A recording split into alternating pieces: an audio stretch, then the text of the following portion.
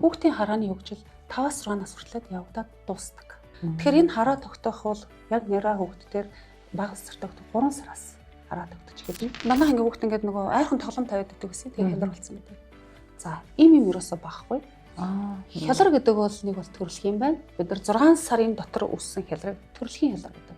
6 сараас хойш үссэн хялрыг олдмол гэдэг. Ямар ч хүүхдээс зүгээр шилээ зүүлэх үгүй юу гэдэг бол харахгүй эцгийн асуудал очиод байдаг. Төсвөлийн хүүхдүүд тохиолдож байгаа хамгийн нийтлэг одоо өвчин тэгэхээр хялар, хараа мууадал, тэгээ гимтэл. Тийм. Яагаад энерги онцлоод байна? Уулын хүүхдүүд мэ сайхан эрүүл сарвал төрсөн хүүхдүүд таахгүй юу? Эцэг эхийн хайхрамжгүй, хинэггүй, тоохгүй, завгүй, ажилтаа гэсэн байдал нь өөрөө бидний нөгөө мохос хараа, сул харааг үүсгэж байна.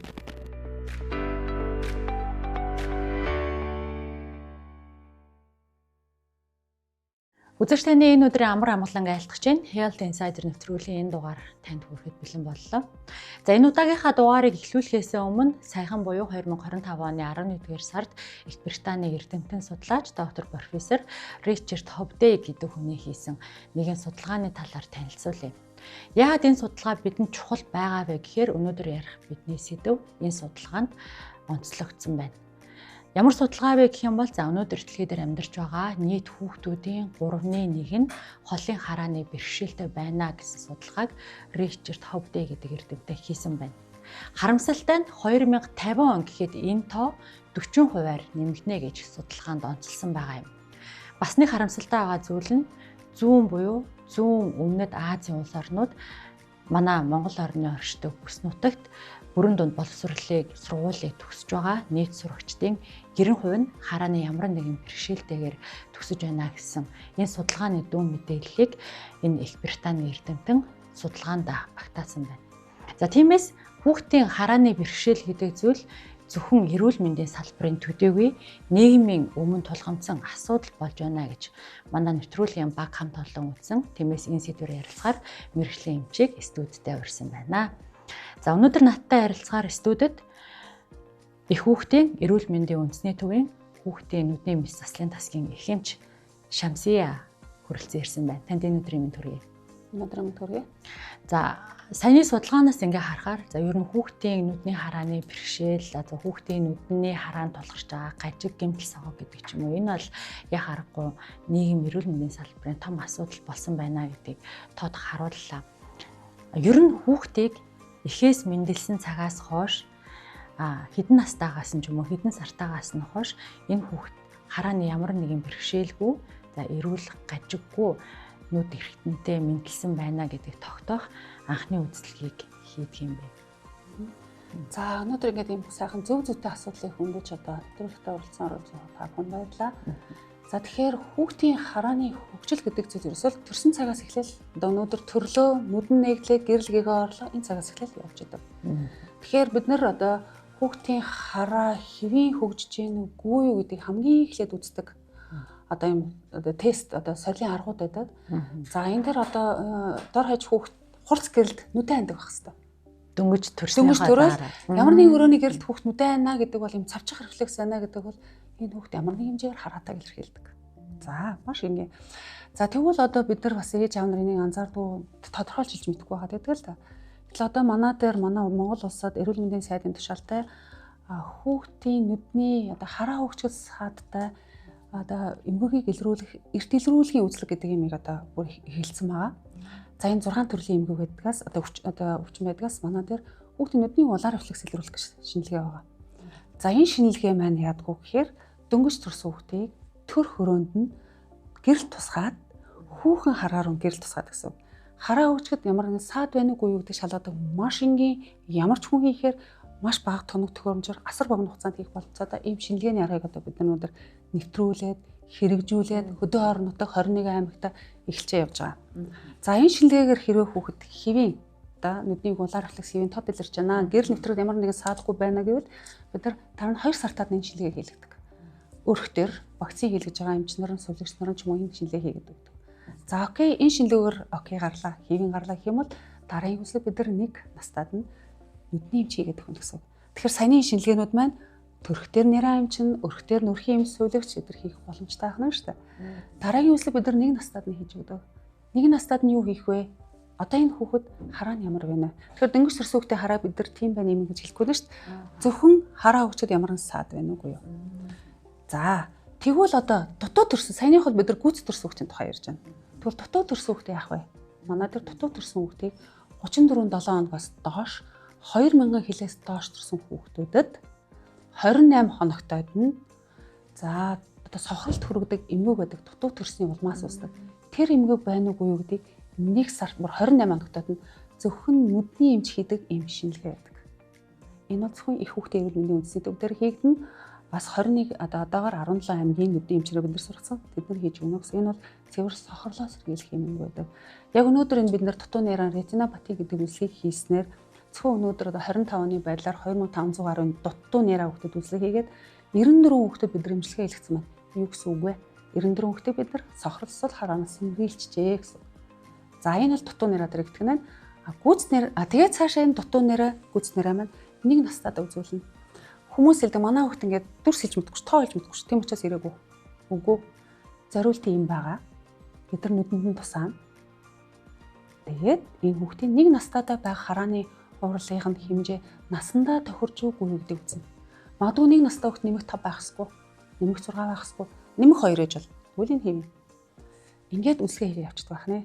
Тэгээд нэг насных нь одоо шингээгээр хийвэн гарчлаа бол бид нар магадгүй 2 жил тутамдаа ингээд дуудаад үздэг байх нэ. За дээрэс нь бид нар хүүхдийн харааг үнэхээр ихтэлрүүлээд ямар нэг асуудалтай байна уу гэдгийг үнэхээр мэдхийг хүсэж байгаа тохиолдолд мэдэх ёстой. Удам байгаа юу гэдэг аюул сан бодох хэрэгтэй. Өөртөө адилхан харааны асуудалтай, өөртөө болрын цайлтай байж иж хүүхдээ нэг ч үзүүлэг. Яагаад ирээгүй юм бэ гэхээр хараал ах шиг бахаар нь ирээгүй. Зүгээр л харагдаадсан. Гэтэл хүүхд харахгүй байгаагаа хэлэх үү? Хэлж мэдэхгүй. Амьдралдаа тод харж байгаа хүүхдүүд 6 настайдаа сургуульд орлоо. Одоо хүүхдийнхээ харааг мөн мэддэг. Гэтэл асуугаад хахаар багасаа өөрсдөө ч гэсэн хардгаас өөрсдөө шил зүйдэг болсон. Хавгаанд орж исэн, хялраад сурсан. Яагаад хүүхдээ үзүүлдэг юм бэ? Тэгэхээр ялангуяа юм байх юм бол бүр үзүүлэх ёстой. Нэг насаад нь авчираад үзүүлэх ёстой. Бүр хаглаанд орж исэн бол магадгүй зарим хүүхдүүд энэ бидний хэлээд байгаа энэ эртэлрүүл үзэхээр мултарсан байж болно, орч чадаагүй байж болно. Заавал үзүүлэх ёстой. Тэгэхээр хүмүүс өөрсдийнх нь бодлоор л явдаг. Гайгүй юм шиг хаана яваад байсан. Тэгэл асуугаад лавлангууд өөрсдөө тийм болоо явчихдаг юм шүү дээ. Тэгэхээр өөрсдийнх нь бодлоор явахгүй гэдгийг ойлгох хэрэгтэй. Заавал үзүүлэх хэрэгтэй. Удамшил. Тэгэхээр хэрвээ хүүхдийн эцэг удамд нь ямар нэг хараамуутай харааны бэрхшээлтэй юм байх юм бол заавал хүүхдээ нэг настайд нь үзүүлэх хэрэгтэй. Илүү онцгой анхаарах хэрэгтэй. Яагаад гэхээр хүүхдийн харааны хөгжил 5-6 нас хүртэл явагдаад дуусдаг.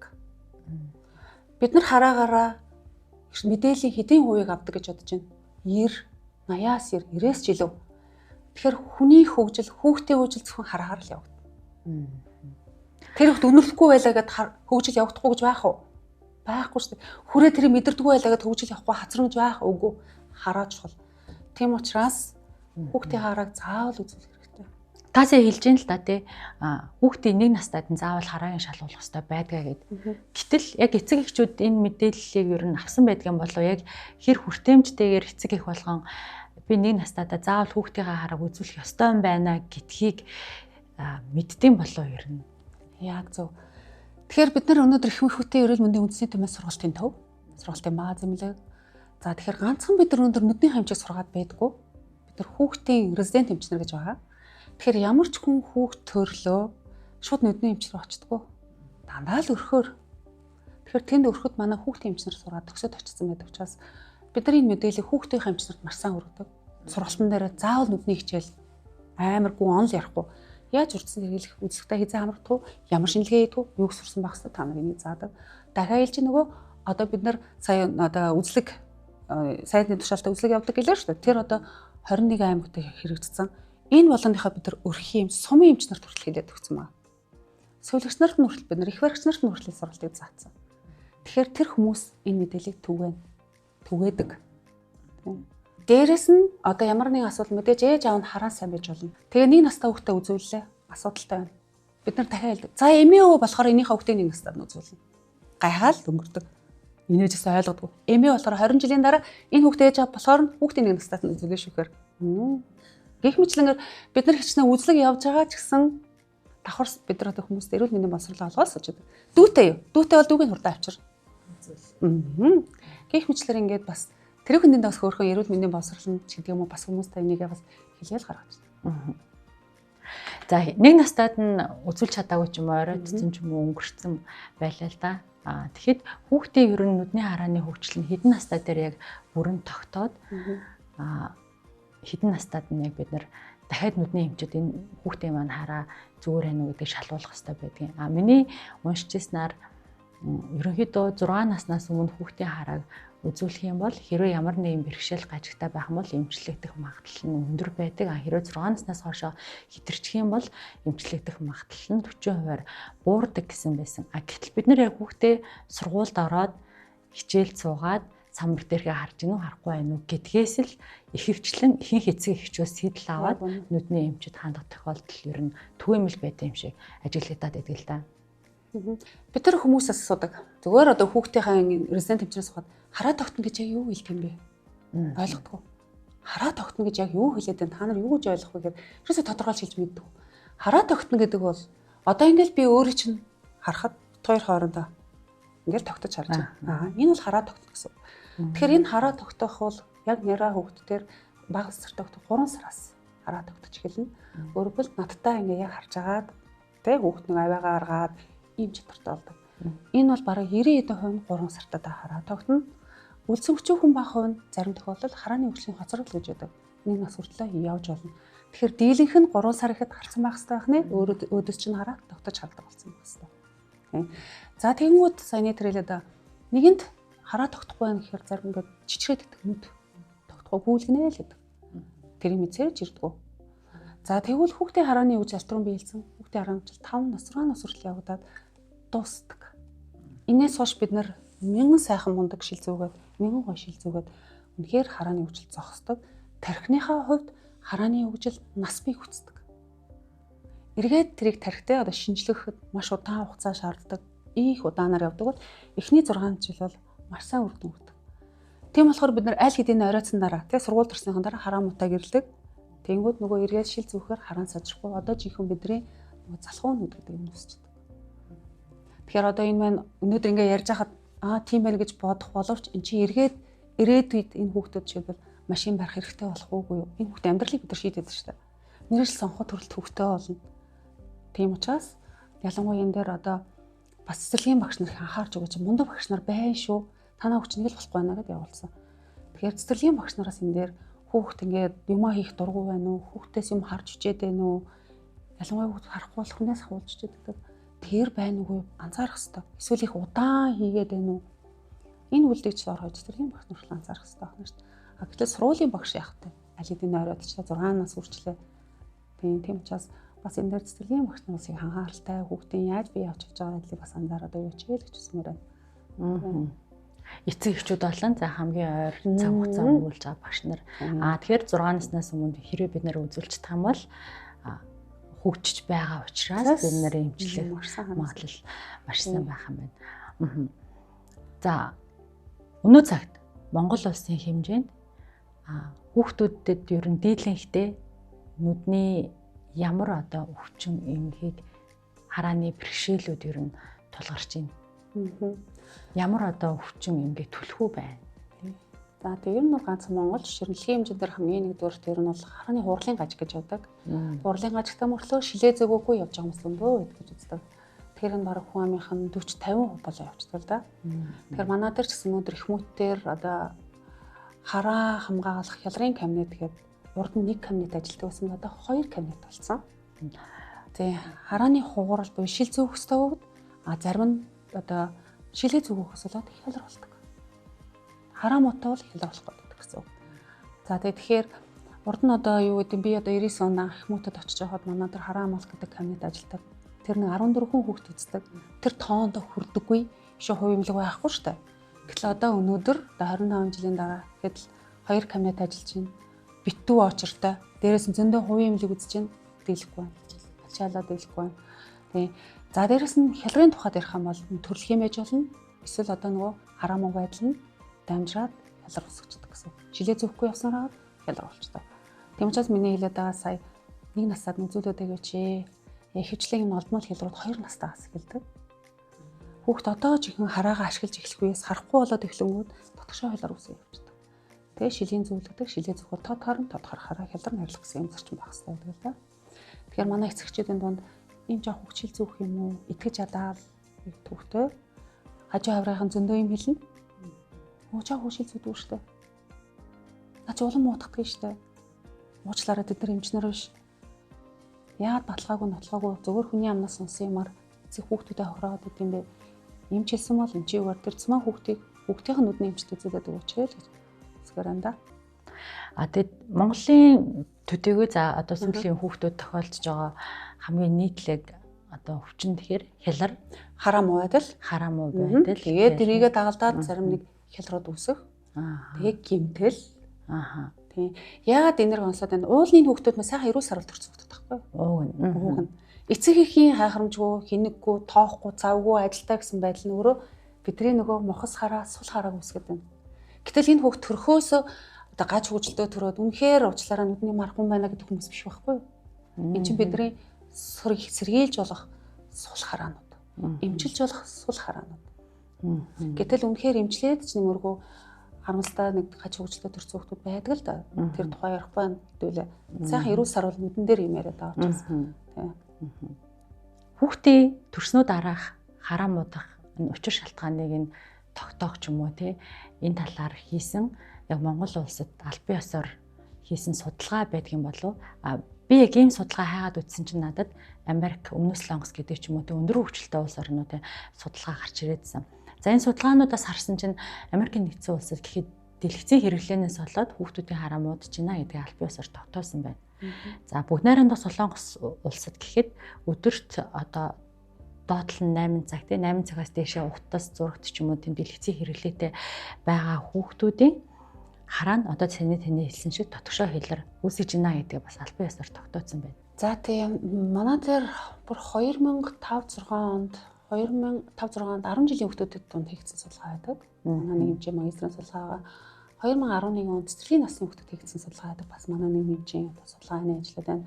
За эдгээр дээр бол чи бас сургуулийн насны хүүхдийн 40% ингээд хараамуудаа шилээ зөөхгүй байна. Цэцэрлэгийн насны хүүхдийн одоо 1.3% байдаг баха. Би одоо андуураг бол ийм судалгааны байдаг л да. Яг тэрнээс хойш ингээд яг судлаад гарсан тоо баримтуудыг бол би өнөхөр хэлж мэдэхгүй байна. Яг манай их насны зүгээс бол гарсан судалгаа байхгүй.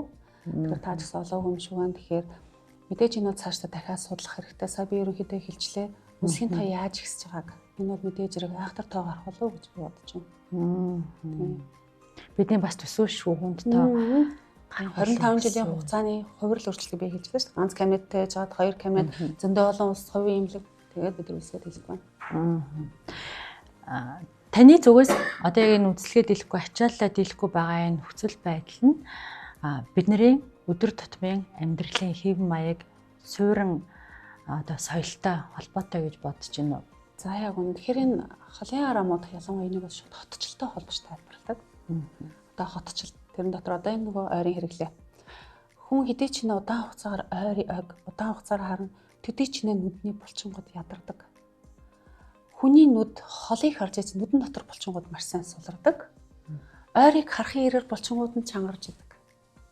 Тэгэнгүүт бид нар гартаа нэг хүнд юм бариад ороод ирээ. Энийгээ бид нар эргэж тэнэлж чадах уу?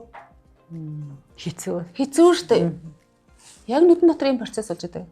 Байнгын агшилт эргээ холыг гэсэн чинь харахгүй болгоод ингээд болчдаг. Айл нөгөөтгөө үзнэ.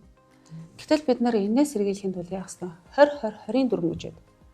20 минут хичээл хийгээд 20 секундаас доошгүй хугацаанд 20 фит буюу 6 метраас холыг харна. Яагаад? Энэ 20 секундэд тэр булчин сулрах хэрэгтэй. Тэрээс нэг удаа хараад тэр булчин сулрахгүй нэ. Ийм дөрөв хүртэл байгаа. 20 энэ дөрөв. Энийг бол маш их сайн баримтлах хэрэгтэй. Ялангуяа одоо дон сургуулийн хүүхдүүд төгсөн үсээгүй нөгөө утсан дээрх даалгаврууд болсон юм байна шүү дээ. Ерөөсөө юм онлайн болсон үед бол энийгээ хүүхдүүдэд анханаас нэгээд нүдрээ холыг харж амраа, цонхороо холыг харж амраа. Тэгээс энэ өрөөнд дотор 6 м хүрэхгүй 3 м, 2 м тэгэхээр цонхороо холыг хар гэдэг бол байнга зөвлөж байгаа хэрэгтэй. Энэ бол хамгийн их өргөн хэрэглэгдэх, хамгийн их зөвлөгддөг юм зөвлөмж байгаа. Тэгээд аль болох мэдээж хэрэг ач холбогдолгүй мэдээлэл одоо өөр ч мэдээл болохгүй зүйлээс бас холдооч л гэж хэлсмээр энэ хүүхдүүдийг. Тэрээс одоо уцаа эргэлээ өсөн өсөөгөө мэдээллийг одоо эндээс авдаг болсон учраас бид нар улаанцаа бити болохгүйгээд хориод ахаасаа илүүтэйгээр бас цагийн хязгаарлаад одоо тэр горин байдаг бол горин дээр нь тавиад ч гэдэг юм уу те. Эсвэл одоо хүүхдтэйгээ гоё яар завхардаг уцгүй зоон гэдгээ гэртээ үүсгэж болно. Хоол идэхдээ уцсгүй шүү. Кино үзээ бүгдээрээ уцсгүй шүү. Юу гэдгийг те. Яар завхтаа уцсгүй ч гэдэг юм уу. Нэг иймэрхүү тохироонуудыг хийгээд бас гэртээ баримтлаг айлууд байдаг шүү дээ. Аюу хөөрхөн. Тийм. Тэгэхээр ийм дөрөс эцэгчүүдийг анхаарад өгөөч л гэж хэлсмээр байна. Одоо энэ дээрээс нэмэрлээд бид нар юу гэсэн үг вэ? Хүүхдтэй гадаа сайн тоглуулаач гэж байгаа дөрөсөө. 2 цаг наран тоглуулаач гэдэг одоо бүр юм. Уул бол бид нар дээр ч Монгол хүүхдэд дандаа л гадаа л байлаа шүү дээ. Бид нар ч одоо гадаа дээс тоглоод юу гэдэнгүү хөөцдөж гүгээд гүдэг матаг саадаг юу ч үлээ тийм тоглоод гүдэг байлаа шүү. Одоо хүүхдэд бүр гадаа гарахгүй гадаа гараач дийлэхгүй байна. Тэгэхээр хүүхдээ 2 цаг наранд тоглуулаач гэдэг юм одоо бас олонхорл явж байгаа шүү дээ. Явж байна. Наранд тоглуулахаар хараанд яаж ингэж нөлөөлж ямар замаар тэр хүүхдийн харааны хөгжлийг дэмжиж чинь гэсэн үг үү? За нарны туяа өөрөө яадаг энэ хүний болор гэдэг зүйл бол би нэг зүгээр ингэж хязгаан туяаг шүүдэг. За тэгэнгүүт хүн гадаа тоглоод наран гэдэг чинь нэг бол нөгөө булчин нааш цаашаа нөгөө агшид сулрах гэдэг үйл ажиллагаа яваад байгаа шүү дээ.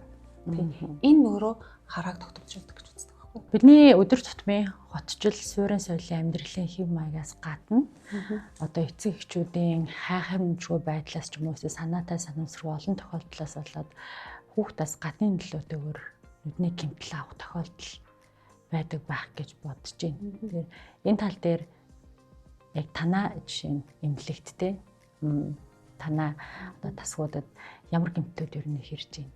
Ямар тохиолдлоор ер нь их хүүхдүүдийн нүдийг гэмтэж байна? Магадгүй эцэг эхчүүдэд сэргийлэх үүднээс энэ талаар бас асуувал зүйтэй болов. Тийм.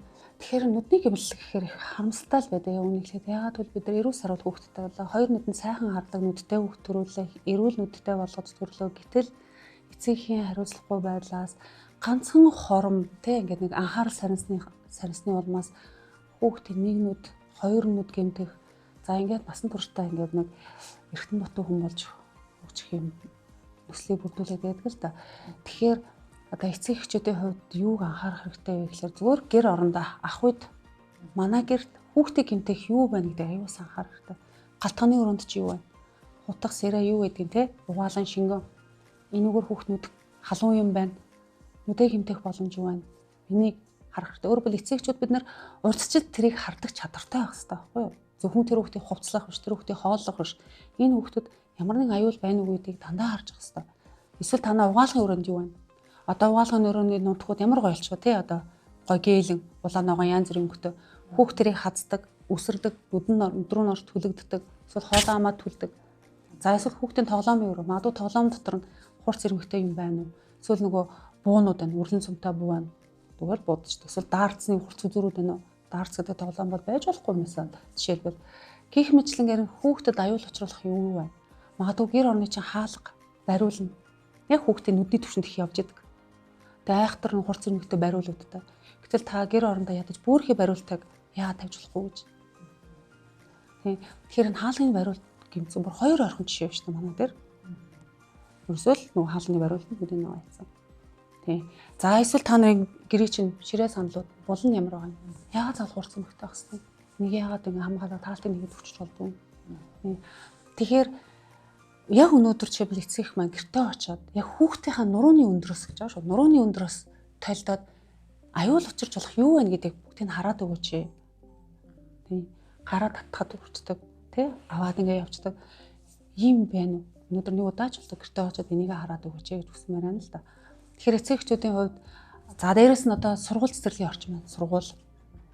Бити бал авч шидээч. Балаа өгчгөө шидчихдэг. Дунд нь хүүхд эргээ харцдаг. Нөгөө балныгд нүд нь очиж. Энэ бал шидэх гэмэл, ном шидэх гэмлүүд маш их тохиолддог. Эсвэл яасан? Сургуулийн орчин дандаа балладаг. Эсвэл бие нэгэ дэгээд дунд гачдаг. За тэгэхээр хүүхдүүдэд энийг маш сайн хэрэгтэй. Биеиндээ битээ юм шидэж өг. Ерөөсөө дэгээдэж унгаах гэдэг юм байж болохгүй. Сургуулийн орчинд их гэмтдэг зүйл юм байна. За өшөөдөр гэрээ орчинд гэсэн эцэгчүүд хүүхдээ шилэн хаяганд нэг цай барилвал явуулаад идэг. Хүүхд унуул яах вэ? Бал хийгээл яваад идэг. Унуул яах вэ? Тэ. Тийм учраас бид нар аюулыг урьдчилсан харах боломжтой чадвартай байх хэрэгтэй шүү гэдгийг ойлгуулмаар байна. Тэгэхээр энэ гэмтэл дээр бас хүмүүстээр нэг анхааруулах юм яг энэ гэмтэл авлаа гэхэд 3 бүүгийн зарчим байдаг. Бүү. Нэгдүгээр бүү оролт. Юм орцсон бол тэрийг авах гэж юус оролцож нүдэнд ямар нэг юм гадны эд зүйлс орсон тохиол тэр гадны өөртөө авах гэж оролдож гадны бэлтүү юуг мэдэхгүй байж оролддог. Яг тэгэхээр хүний нүд хахарлаа. Тэнд байгаа бор бүрхүүл нь хавчуулгад агараа тэр нь юм орсон юм шиг харагдана. Эвэрлэг бүрхүүл гэдэг юм гэмтлээ. Тунгалаг байдаг зүйл гэмтсэн л шууд цав цагаан болчдөг. Авах гэж оролдоно.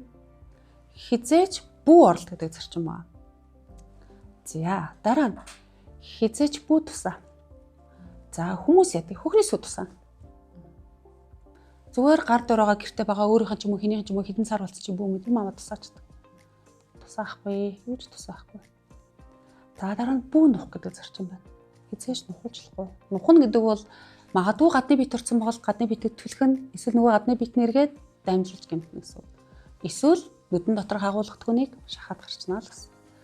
Тэгэхээр энэ 3 юмыг огт хийлгэж болохгүй учраас хамгийн ингээд хурдхан шиг хөнгөн даралт хийгээд эсвэл юм орсон байна гэж бодох юм бол магадгүй цаас аяг хажлаад ингээ хүндрэл гэж тавьчихдаг.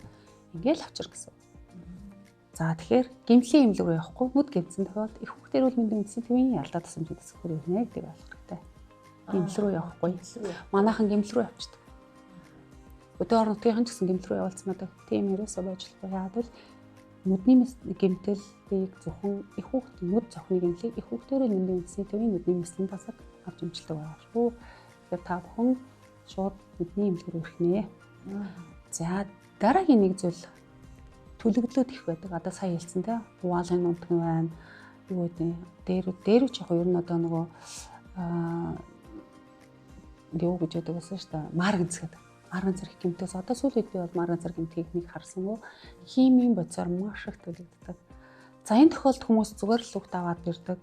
Гэтэл энэ хугацаанд маш их хугацаа өнөөдрийн бөгөлрөл төвжирэл юу вэ те 15-20 минут авах нь бол тодорхой дор хаяж нэг цаг явна айгүй. Тэгэж гүөхөөсөө түрүүн усаар марсан угаах хэрэгтэй. Нэг нь түлэглээ гэдэг нь тодорхой учраас те юмар гэмтээгүй. Юмаа цацсан тодорхой учраас карантиныхаа ус маань юу гэдэг хүүхд уйл нь уйлаагүй огт хамаагүй хүмүүс уйлахаас айгаад идэг. Сохордлоо уйлахгүйгаас ш айх юм байхгүй. Зөвхөн угаана. Яагаад гэвэл химийн бодис нэвчээл яваад идэг. Эмнэлэгт ирэх хооронд аль хэдийн дүнрүү орчин.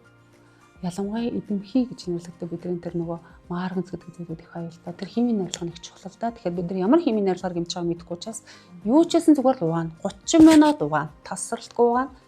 Хүүхдийн уйлахаас айхгүй. Ингээд өдрөө нь ус хийгээд угаагаад. Карантин усаар сайхан угаагаад. Тэгэхээр энэ бүгдийг та бүхэн анхаараарай гэж хэлмээр байна да. Тэр гэмтлийн эмнэлэг дээр бол хүүхдийн нүдний гэмтлийг хүлээж авдаг юм байна. Гоо манайх бол 24 цагаар яг тэр гэмтлийг бол ялдаа тусамжийн засгаар хурж ирээд магадгүй шаардлагатай нүдийн хэмжээг дуудана. За гайгүй бол эргээд явуулдаг юм зэрэг та. Тэгэхээр гэмтэлд очих юм бол гэмтлийн нүд гэвэл эргээл хинс руу явуулах нь тодорхой учраас тэг цагаалтаад ирэхгүй шүү л гэж хэлж байгаа. За эцэг эхчүүдийн дунд нүдний тухай одоо зөв буруу мэддэхгүй шинжилгээ ухааны үндслэлээр батлагдаагүй янз бүрийн мэдээллүүд бас явдаг л да. Энэ тал дээр бас таныг яг тодорхой тайлбар мэдээлэл мэргэжлийн хүний үүднээс шинжилгээ ухаанчаар өгөөсэй гэж хүсэж байна. За нэг жишээ татах юм бол луу хэдвэл өндөр олон нүдний хараа сайжрна гэсэн бас нэг яриа байдаг. Маш гоё асуултанд баярлалаа. За тэгэхээр үнэхээр нөгөө хүмүүсийн одоо дунд ард түмний дунд хэлэгдээд явцсан юм буруу зүрх ойлголтод байгаад байдаг л та. За сая хэллээ лун үедэд сайхан хараатай болно гэдэг. За энэ бол хараанд шууд нөлөөлөхгүй. Мэдээж хараа явагдахад оролцдог бодисын сэлцээнд оролцдог тэр эдисэд бол мэдээж нэмэртэй тэр бол А витамин агуулж идэг. Тэрнээс шууд утгаараа хараа сайжруулаад явдаг зүйл биш. Би одоо ийм А витамин идээд витамин шиг одоо юу лун үедэд лун шиг өнгөтэй болсон хүмүүс би харж байсан. Өөрөөр энэ бол илүүдл болчлоо. За дараа нь хүүхдшил зүүдгүй гэдэг ойлголт өгдөг. Бага насны хүүхдшил зүүдэг юм уу? Бүр мууддгийн гэнэлээ. Тэ дахиад хэлж хүмүүсийн дундх яриа ерөөсөө хамаагүй. Тэгэхээр хүүхдийн харааны хөгжил 5 нас хүртэл явагдана. Бид нар болрын мэс заслын хаалганд орчоод манай 1 сартай хүүхдүүд хүртэл шил зүүдэг. Тэгэхээр шил зүүх гэдэг бол ерөөсөө насны хязгаар байхгүй шүү гэдэг болгоорой. Ямар ч хүн шил зүгээр шилээ зөвлөх үгүй юу гэдэг бол харахгүй эцгийн асуудал болчиход байдаг. Эмчийнхэн зүгээс бид нэр бэлгийн зүгээс хүүхдэд нь зөвлөдөг. Эцэгчүүд эндээ өөрсдөө аюу хариуцлагатай хандах хэрэгтэй л гэсэн үг. Хүний үгээр явахгүй. Тэгвэл бид нар юуны тулд энэ хүүхдийн нүдний эмчгээс сууж байгаа байлаа. Тэгэхээр тэнд зөвлөгөө өгж байгаа юм чинь нүдний эмч бол хүүхдийн нүдний эмч бол биш бол заавал нүдний хамчиг зөвлөгөөс сонсно. За дараа нь цочоосноос болоод хялар болсон гэдэг. Эсвэл манай ангийн хүүхд ингээд нөгөө айрхан тоглоом тавиад идэг гэсэн. Тэгээ хялар болсон гэдэг. За им ерөөсөө багхгүй. Хялар гэдэг бол нэг бол төрөлхийн байна. Бид нар 6 сарын дотор үссэн хялрыг төрөлхийн хялар гэдэг. 6 сараас хойш үссэн хялрыг олдмол гэдэг.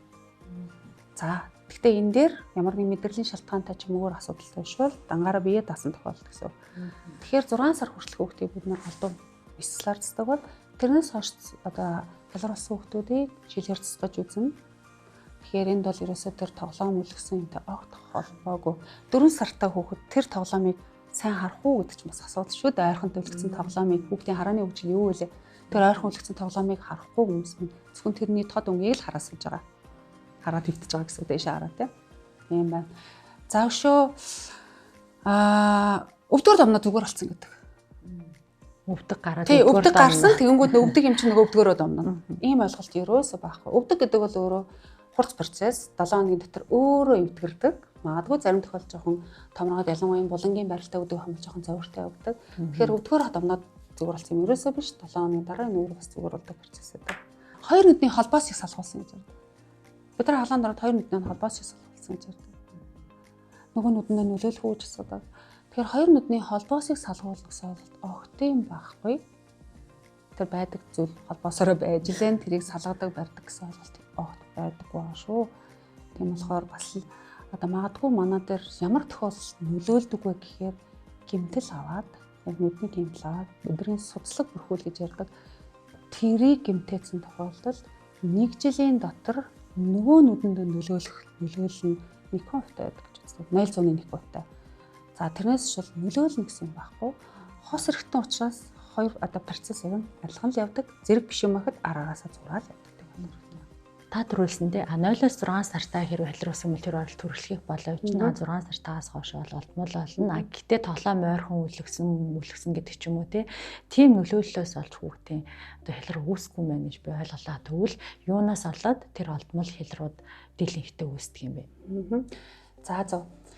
Тэгэхээр 6 сараас хойш хүн одоо юу ч одоо мэдрэлийн шалтгаанаар үүсч болох нь.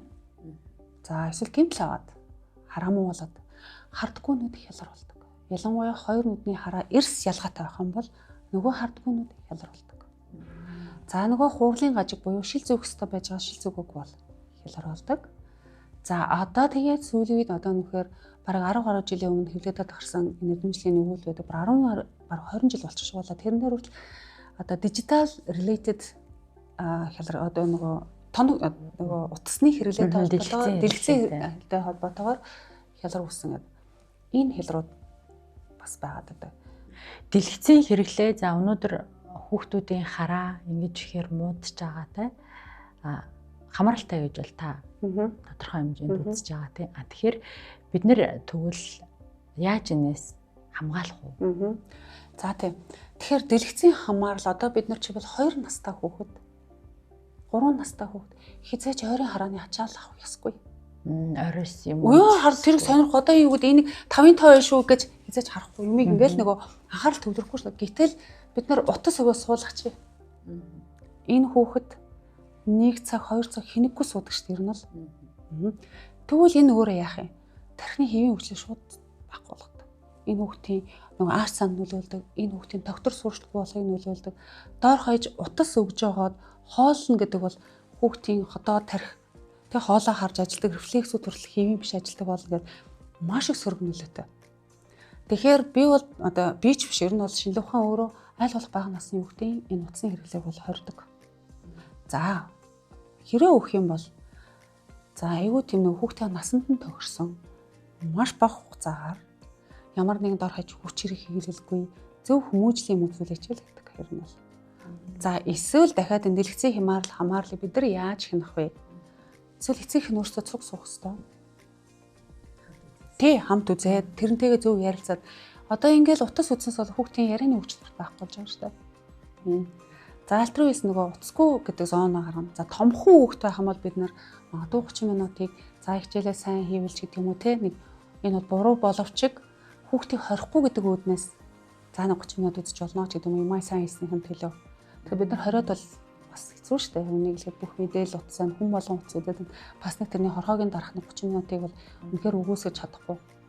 Тэгэхээр тэр болгоно бас нэг юм за юмаа сайн хийх юм бол 30 минут үзэж болно. Эсвэл нөгөө утсынхан тохирхоо гэж яриад байна шүү дээ. Тэд минутын дараа ажиллахгүй болгодог ч гэдэг юм уу. Нэг юм байхгүй бол утсыг бол хүүхд бол хизээж хяналтгүй хэрэглэдэг, зогсоо мэддэггүй. Тэр хүүхдийн буруу биш. Дахиад нэг эцгийн анхаарал тавих, хяналтаа сайжруулах хэрэгтэй л гэсэн. Эцгийн утаснаас чинь сонирхол татсан юмнууд гараад байна шүү дээ. Тэгэхээр бид нар тэрийг л өөрсдөө эцгийнх нь хянаад зохицуулдаг байна. Тэрнээс ялангуяа ингээл сургуульд ороод явц хүүхдүүд бол тас хорин гэж байхгүй.